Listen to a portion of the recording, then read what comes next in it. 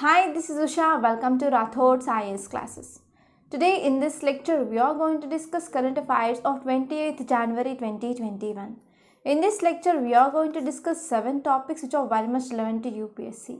So let's get started with our discussion and let us see first article. So before seeing this article, I want to make a small announcement in this platform. We came up with this current affairs package course. So in this course, we are mainly focusing on current affairs and also mains answer writing practice. So this course will be very useful to clear prelims and as well as mains. So how this course is helpful to clear prelims? So we are providing weekly practice questions based on prelims. So whenever whenever you are attempting those prelims questions, then you will understand standard of UPSC. So in this way, it will be very helpful to understand pattern of UPSC prelims question, and also it will cover current affairs. And if you are talking about this current affairs, if you see either it may be prelims or either it may be mains or even in interview, so questions are mainly based on current affairs. So you can get 50 to 60% of questions from this current affairs. So mastering of current affairs is very important to clear UPSC. And if you are talking about answer writing practice, so without proper answer writing skills, you cannot clear UPSC for sure. So because of this, please join this course and improve your answer writing skill and also master current affairs, and finally you can achieve your goal of clearing UPSC. Okay, so please don't take this course as a choice. So please try to join this course as soon as possible, and further details of this course are given in description box. So please visit once. And if you see title of this article mainly says that village celebrates its newborn daughters. So this article is very important to write an example or case study regarding gender gap. Okay. And also this article mainly focused on one important scheme, that is the Sukanya Samriddhi Yojana. So this will be important for prelims point of view. So now let us see context and as well as some facts regarding this scheme also. So context says that a remote village, that is Haridaspur, located in state of Telangana. So this remote village mainly celebrates whenever a girl child is born in that village. So it is first village in state of Telangana celebrating birth of a girl child for past 1 year. So it has seen a great transformation in village, and from last 1 year they have been celebrating this whenever girl child is born in that village. So it is one of the most important place where that can be visited. So you can write this context mainly in any example whenever you're writing answer regarding this gender gap, okay, for empowerment of girl child. And now let us see facts regarding this scheme, that is Sukanya Samriddhi Yojana.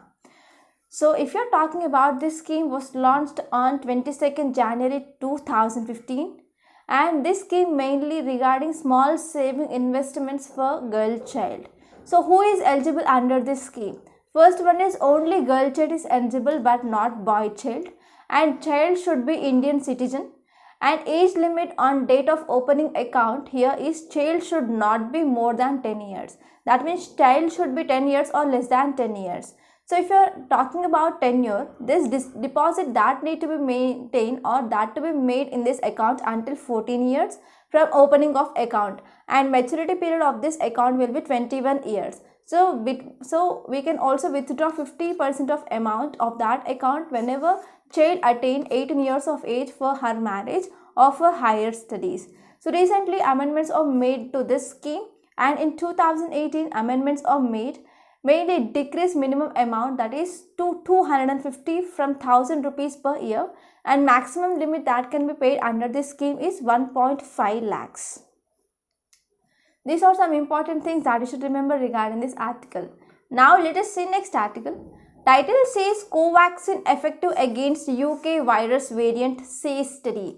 So this article is again important regarding health, which comes under GS paper 2. So now let us see context and as well as some important details and how this study conducted. Okay. So this article is very important. Don't forget about this. So because it is one of the Indian made vaccine candidate, right? So because of this, it is also having some effect to neutralize this UK variant of this coronavirus also. So if you're talking about context, Bharat Biotech Covaxin has been found mainly to neutralize this UK variant of COVID-19 virus with similar efficacy of other strains which found in India. So study mainly posted on BioRix preprint server, and after this study which is given in preprint, that need to be reviewed and later it will be published in medical journals. So if you are talking about some details of this study, sera, that is serum of patients from people who are vaccinated this Covaxin are taken, and they were tested against the same strain which are used by making this vaccine. And out of the study mainly found that it is 80% effective for UK strain and 90% effective for strain which is circulating in India.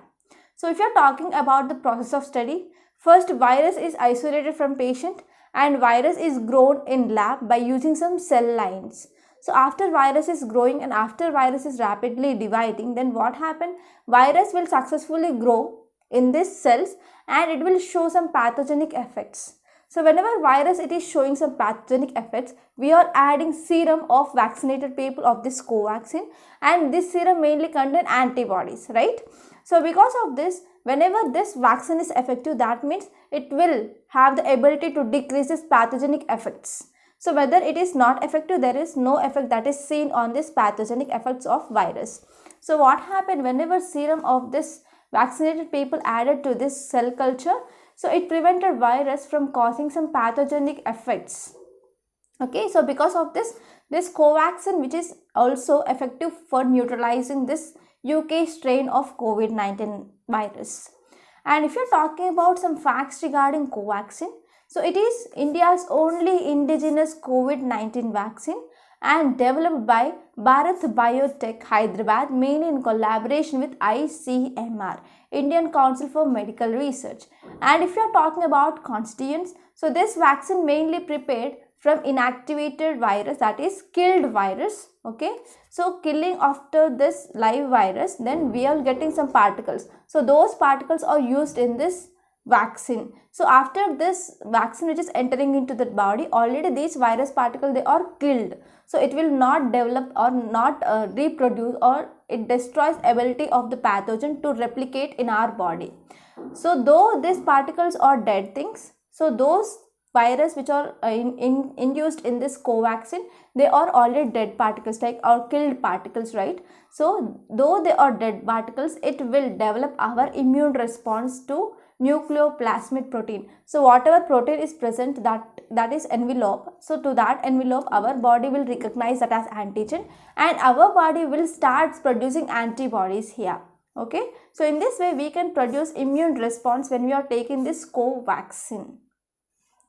So these are some important points that you should remember regarding this article. And now let us see next article. Title says Russia gives nod to extend START treaty. So this article we need to focus on this START treaty. So this will be very important regarding international relations, especially regarding prelims point of view. Now let us see context and some important details and also some facts regarding this START treaty. That may be your potential prelims statements.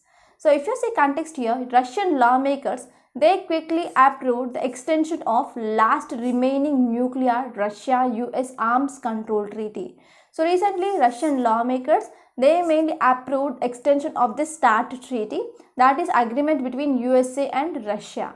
So both houses of parliament of Russia, they voted unanimously to extend new START treaty for 5 years. So this is context, and now let us see some facts. So this treaty is signed between USA and Russia. So this treaty mainly measures for further reduction and also limitation of strategic offensive arms. And it entered into force on 5th February 2011. And if you see this new START treaty, which also considered as successor of START framework that started in year 1991. And this START treaty mainly limited on both sides to 1600 strategic delivery vehicles and also 6000 warheads. So because of this treaty which signed between USA and Russia, that led to limited this delivery vehicles and as well as warheads and nuclear weapons. So this treaty mainly entered into force from 5th February 2011, that is START treaty. And this new START treaty mainly lapsing in coming month, that is in February 2021. So unless it is extended for 5 years period, now here Russian parliament mainly passed voting regarding extension of this START treaty for further 5 years. And now let us see next article. Title says more vaccine than takers. So this article mainly focusing on Covishield. So I want to give you a small homework. So whatever you know about this Covishield, please type in comment box. Okay, don't forget about this. So which type of vaccine here, how much temperature that should be maintained, and this is produced by which thing, okay, which organization or which pharmaceutical company. So whatever you know about this Covishield, please write in a page, or you can type in comment box. Okay, so this article is again important regarding health, which comes under GS paper 2. So if you see background of this article, we started this COVID-19 vaccination drive from January 16th, correct? So from January 16th onwards, we started vaccination drive. So our aim it is to vaccinate about 300 million people with 2 doses of vaccine. So to vaccinate these 300 million people, we need 600 million doses of vaccine here. So this article mainly talking about what are drawbacks here. Okay. And now let us try to understand this article in great detail. So we started COVID-19 vaccination drive in India from January 16th onwards. The important aim it is to immunize 300 million high-risk individual first. So we came up with priority list. So under this priority list, there are 4 groups of people they are identified. First one is frontline healthcare workers and frontline workers. Next one is healthcare workers and people who are about more than 55 years of age and people less than 55 years of age with comorbidities. So these are priority people or high risk individual. They should be vaccinated and there are about 300 million people in India. So we need to vaccinate in 2 doses. So we need about 600 million doses of vaccine to complete vaccination for this 300 million high risk individual. So over only 1.95 million people they were vaccinated as of January 25th. So we need to vaccinate this 300 million people by end of July 2021. So if you are comparing with other countries like USA, it took about 10 days to breach 1 million mark. And if you are talking about UK, it took about 18 days to come up with 1 million vaccination. And if you are talking about India, it took just 6 days. Because India, we are having universal immunization program. So because of this, though we have went for this universal immunization program mainly for immunizing children, mainly to prevent vaccine preventable diseases, right? So we are about 25 million children they are born each year in country and millions of children they are immunized against mainly 10 vaccine preventable diseases within first 1 year of their life. And now we are going for 300 million vaccination now and within a limited period of time, that is till July. So if you are talking about vaccine production, by end of December 2020, Serum Institute of India mainly produced about 50 million doses of this Covishield. And if you are talking about current rate of manufacturing of this vaccines, so it can produce about 2 lakh jabs per day. So if you are producing only 2 lakhs doses per day, so it would take about 8 years mainly to immunize target population about 300 million people in with 2 doses. That means to produce 600 million doses, it will take 8 years long. So if you are talking about vaccination in India, so most of states, they are going for vaccination only 4 days per week. And if you are talking about high populous states like UP, they are only going for vaccination 2 days a week. So in single session, 100 people can be vaccinated.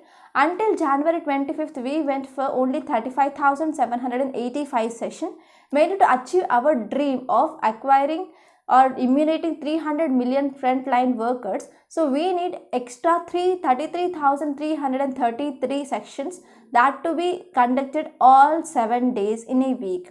So for faster vaccination, we can go for increasing of vaccination sites or we can also increase number of sessions. So we can go by this both also. We can increase vaccination sites, we can increase number of sessions. So whenever we are increasing number of sessions, so capability of that hospital to meet this number of sessions or not, that to be taken into consideration. So we can go for an increase in number of sessions mainly in large hospitals but not in small hospitals here. So whenever we want to increase number of sessions, we also need to acquire more manpower. We need some additional manpower. So mainly to maintain this additional manpower, we need to increase resource allocation also. So these are some challenges here, and we can also increase our manufacturing power of this Covishield. So these are some important things that you should keep in mind. Now let us see next article. Title says troubling trends. So from last 3 dates onwards, we are talking about this Oxfam inequality report. So this article also talked about same thing. There is nothing new, and let us have a discussion. So this will be helpful to you for revision as well. So this article will be important regarding GS paper to under society. Okay. And now let us see this article in great detail. So this article mainly talking about inequality. So recently Oxfam International that came up with inequality virus report. So if you're talking about background of this inequality, because of global pandemic COVID-19 that led to devastation in not only in India but across world, but not only in some sectors but all sectors in our economy, right? So because of this global pandemic that led to devastation mainly in global economy. So because of this global economic crisis that is evident now, and some sectors they are slowly glowing, and as well as some sectors they are recovering from devastation now. But if you're talking about this recovery, whether it is equal in all countries, whether it is equal in all states in the country, no. So this recovery which is uneven here, uneven when we are comparing among countries. Some countries they already recovered. For example, China. China is only country that have positive economic growth in 2020, right? If you are comparing with other countries, they do not have proper economic revival. So if you are talking within countries, some states are moving forwards and some states are lagging behind. So because of this, we are seeing uneven economic recovery when we are comparing with countries and when we are comparing within states which are present in country. So emerging universal truth here is economic inequality which is rising sharply here. So if you're talking about some details which are substantiating this statement here, so Oxfam inequality virus report mainly said that 1,000 richest people of worldwide, they recovered their losses from this pandemic within 9 months of time. But we are comparing with the world poorest, they might take some decades to come out of that economic crisis pre-pandemic period. But some people who are rich, they already recovered within 9 months. But whatever this poorest people who are below poverty line, they need some decades of time to come forward. And if you are talking about inequality, because of this we can say inequality which is alarming high and also destabilizing both social and as well as political order in country. So if you are talking especially regarding India, in India inequality has risen at levels that seen when it was colonized. So whatever economic crisis that we are seeing, whatever inequality gap that is seen, so we can compare this inequality gap that we are facing in this 2020-2021 with the period of colonization. So period of colonization, whenever Britishers they came into India, only rich merchants, they are very richer because they need to export Indian products to Britishers. They need to sell Indian produce mainly to Britishers at higher price. So these merchants who are taking produce from farmers at low price, and they started selling to price 10 times more than what they pay to farmers, and they are getting large amount or huge amount of profits from this British merchants. So at that time, whatever the inequality gap that was present at that time, so the same thing we can see now here. So if you are seeing about data here, additional wealth acquired by Indians 100 billion needs, that is enough mainly to give everyone 138 million poorest with rupees 94,045 rupees. So in this way you can expect how much inequality gap it is present between rich and poor in India. And next one is, if you are talking about unskilled workers, they would take about 3 years to earn what the country's richest person who earned in 1 second. So if you are talking about Mukesh Ambani, in 1 year he earned about 90 crore rupees. correct? So in the same way, unskilled workers who are present in country, whenever they want to earn anything which earned by country's richest, he will take 3 years of time. So whatever country's richest man he earned in 1 second, so the same amount can be earned by these unskilled workers if they work for 3 years continuously. So in this way you can imagine how much inequality gap is present in India.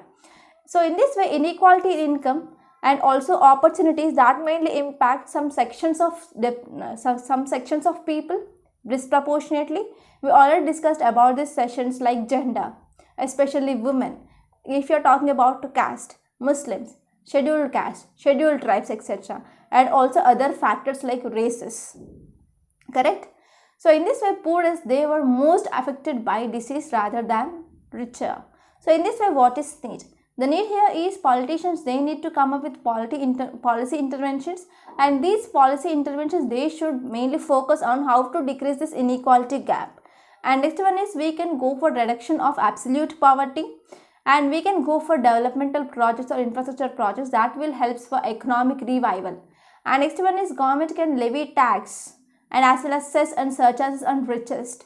And next one is on lines of MG Narega, which is providing employment in rural areas. We can also come up with same line scheme in urban areas as well. So these are some way forward. Now let us see next article.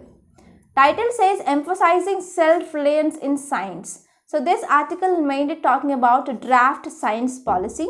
This article will be very important regarding GS paper 2 and as well as GS paper 3 under science and technology and polity. Now let us try to discuss what is this draft science policy. So this article mainly talked about mainly some negatives and as well as some positives regarding this draft science policy that come up by Center in 2020. So if you're talking about this draft science policy, is it new to India? No, absolutely.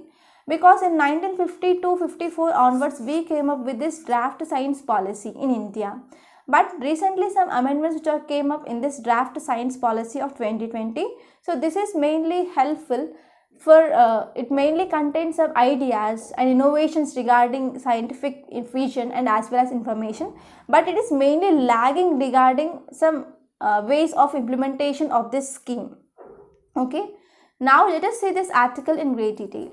So if you are talking about background regarding draft science policy, so for the first time in history of independent India, Parliament passed a resolution of this science policy. Mainly that will influence on basic values of life, and it is given to civilization a new vitality and as well as a new dynamisms regarding this science in India. So if you are talking about present context, India's Department of Science and Technology, which released a draft of 5th Science and Technology Innovation Policy, that is STIP. So this STIP mainly envisages on technological self-reliance of India, and this aims mainly to position India among top 3 scientific powers. So who are those two? That may be US and as well as China, and third will be India here. So meaning of this sentence is that one. So if you want to be top 3 of this scientific powers, so mainly to this happen, we need to have some changes. So this draft policy mainly says that we need to attract our best minds to remain in India. As we know, students who are coming from IITs and other institutions or topmost institutions, they will go for abroad and they will work in abroad. And those minds may only useful for the science and technology innovations in other countries rather than homeland.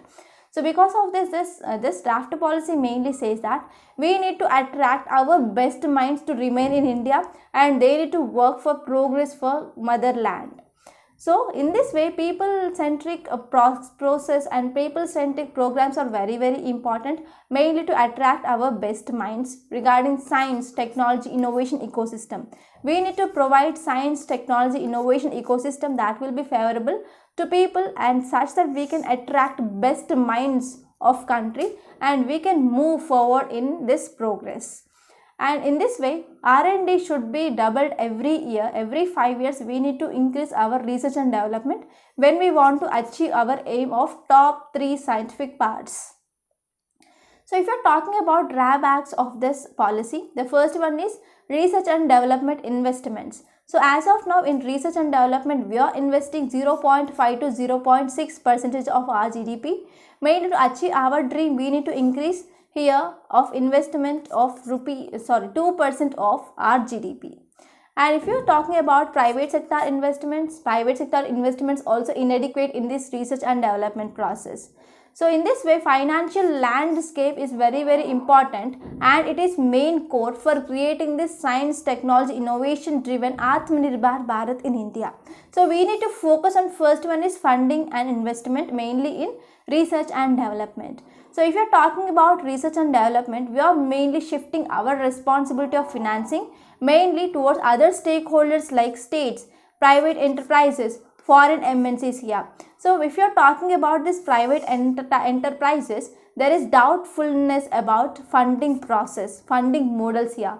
Because if you're talking about basic models or basic research, so this basic research mainly took some years. So for financing of this basic research by this private enterprises, they will not interested because the return on this investment will be very, very long. So whenever investment is very, very long, these private enterprises, they will not show interest mainly to invest in this basic. So in this way, in this basic research, who will fund? So government should come forward to fund about this basic research projects such that it can support research in India. Okay, so basic research in India suffering from lack of adequate funding. So this funding should be come from government side. And next one is draft policy, mainly talked about decentralized institutional mechanism. Mainly it can balance top to down approach and also bottom to top approach here. So this decentralized institutional mechanism mainly focuses on administration, financial management, research governance, data and regulatory framework, system interconnectedness. So these all things which are mainly focused in this decentralized institutional mechanism. But in this science, technology and innovation governance, so the problem here is already flattened bureaucracy which is present. So because of tight regulation which comes under government, it may not increase research and development. So because of these institutions, they need some autonomy. Okay, they need some autonomy mainly to conduct research activities in academic centers. So this is one important drawback. So these are two important drawbacks regarding the science policy. The first one is regarding research and development funding. Next one is regarding democratic decentralized approach. And if you're talking about some positive regarding this policy, the first one is policy makers. They are considering mainly alternative mechanism of governance of financial landscape. They are mainly trying to explore international best practices, grant management regarding research and development in India. And next one is about 2400 students drop out mainly from this 23 IITs in last 2 years. Those people, they are belongs to mainly scheduled caste, scheduled tribes and as well as other backward classes. So this document mainly promises to tackle this discrimination based on gender, based on caste, religion, geography, language, disability, etc. So in this way, this draft policy also mentions more representatives from women and also LGBTQ community. So in this way, there will be gender gap that can be decreased also. So these are some positives regarding this draft science policy. So these are some important things that you should remember regarding this article. Now let us see next article. Title says keep the wheels of economic recovery turning. So this article is very, very important and there are many key terms which are discussed in this article and we are going to discuss that in great detail. So the students who are very weak in economy, they cannot understand this article, I think so. But I will try my level best to make you to understand what is this article mainly talking about. So if you are talking about economic condition at present, so because of COVID-19, we came up with economic crisis. We are facing economic crisis, right? So in Q1 and Q2, we saw there is contraction about minus 23.9% and in Q2 about 10% or 7.5%, I think so, right? So because of COVID-19 imposed lockdown, we are facing this economic crisis. So in this economic crisis, mainly to come up or for economic revival, what are steps which are taken by government and RBI, they are mainly talked in this article. So whatever the thing we are talking in this article, that can be used mainly for your mains answer. So if at all any question which arises regarding what are the steps which are taken by government and RBI to tackle this economic crisis, then you can add these points directly from this article. Okay, now let us see this article in great detail. If you see context, it mainly says that monthly economic review highlighted it as significantly a V-shaped recovery as a reflection of resilience and robustness of Indian economy. So recently monthly review done, and in this monthly review they said that there is V-shaped recovery that is seen in our Indian economy. So because of this recovery we can say our economy it is resilient, and we can also moving towards robust Indian economy. So what is this V-shaped recovery? So if we have growth of, let us take 7% of growth is present, but because of COVID-19 what happened, we are facing economic crisis and we are seeing there is a negative growth or contraction of our economy. So because of this this graph will comes down. So because of after releasing or after post lockdown period what happened, we are increasing some sectors. So because of this we can see there is growth in some sectors. So we can see this type of curve. So this type of curve is called as a V-shaped recovery. Okay, so this is about V-shaped recovery. And if you are talking about the next thing, that is monetary policy statement of RBI. So RBI mainly comes up with monetary policy, right? Whenever government is taking steps, that is called as fiscal policy. So whatever the steps are taken by RBI to control economy or to control inflation, that is called as monetary policy. So this monetary policy statement of RBI released on December 4th, 2020, it mainly projects that there is positive growth that is seen in remaining quarters of financial year. So in quarter 1 and quarter 2, we saw negative growth. And in quarter 3 and quarter 4, we can see there is a positive growth that can be seen according to this monetary policy statement of RBI. So why the statement is given? Because there is increase in liquidity in market and there is increase in money supply, such that what happened, we can recover our economy and we can see some positive signs in quarter 3 and quarter 4. So because of liquidity increasing or increased money supply in market, we have to face one challenge, that is increase in price of goods and services, that is inflation. So inflation is one of the important challenges that to be faced by RBI. So if you are talking about inflation target, we have one specific number here, that is 4 plus or minus 2%. That means we need to maintain inflation within 2 to 6% here. So if you are talking about efficacy of new monetary framework, which is an agreement which made between RBI and Government of India. So this agreement mainly signed in 2016. So which mainly says about inflation target to be maintained here is 2 to 6%. But now we are going for renewal of this inflation targeting in month of March 2021. So this is an important thing that you should remember. And next one is RBI also continuing with liquidity infusion programs. So these are very important. So whatever steps are taken by RBI to come to for economic revival, then you can add these points. First one is liquidity infusion program that is came up by RBI. So in this liquidity infusion programs, the first one is targeted long-term repo operations. So this targeted long-term repo operation, which is one of liquidity infusion programs which is taken up by RBI mainly for economic revival. So this program mainly announced on October 9th, 2020. So under this first it is extended to only 5 sectors, 5 specific sectors in economy. So as we know, because of economic crisis, there are many sectors in our country that are affected. So top 5 sectors will be covered under this first, and later on it is extended to 26 tested sectors of our economy. So after this, it is mainly notified under emergency credit line guarantee scheme. So we discussed about this emergency credit line guarantee scheme number of times in our PIB analysis. So I am not going to discuss here. Okay. So if you are talking about this long-term repo operation, what is this? So in this context, first you know about this RO, that is repo rate, repo operation. So simply what is the meaning of repo rate? So whenever banks, they are borrowing money from RBI. So here I try to give a representation here. So here we have central bank, that is RBI, and we have banks. So banks do not have money to lend people, right? So in this context, banks will approach RBI and ask money. So in return, RBI will give money to bank, right? Correct? So for money which is given by RBI to bank, so for this money RBI will collect interest. So bank will pay interest rate to RBI on money which is taken from RBI to banks, correct? So because of this, the interest rate which is paid by bank to RBI, it is called as repo rate. So here LT means long term repo operation. Long term means banks borrow mainly money from RBI, right? So this will be for long term. If you are talking about normally repo rate, so this is for short term. So whenever we are borrowing money for long term, that is called as long term repo operations. So this is for 1 to 3 years. So to buy this 1 to 3 years, to borrow money from RBI by banks from 1 to 3 years, they need to keep some collateral. So government securities, they are kept with RBI and money will be drawn from RBI by banks. On this money, on this money banks will pay interest rate to RBI. Okay, so I will write a schematic representation for your understanding. Okay, so here we have RBI and here we have bank.